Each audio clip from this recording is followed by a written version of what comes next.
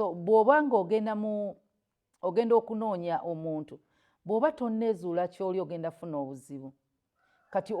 oyagala kwezuulira mu bakazi b'ofuna mw'oyagala okwezuulira oba mu basajja b'ofuna gwe sooka omanye weezuule oyagala beezuuliramu otya kangereze omuntu atuuka nagamba mbadde bulijjo simanyi nti ndi bwe nti ono omukazi yandeetedde okuba bwe nti nedda ky'oli obadde bulijjo tokimanyi gwe okulowooza nti oli mwesigwa oli alina kubeera mwesigwa gy'oli nze oli eyandeetedde okwenda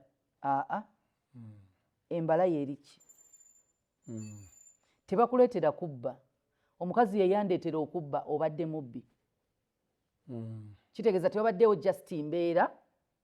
ekutandikisa okubba tobadde nabyobba nedda tobadde tolina gwobbira ensonga kati ezze lwaki obba omubbi ne bw'aba talina gwabbira byabba kasita bibaawo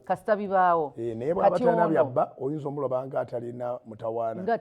beerawo n'essimu yeetaaga just position emuleetera kubba kati teweezuulira mu mukazi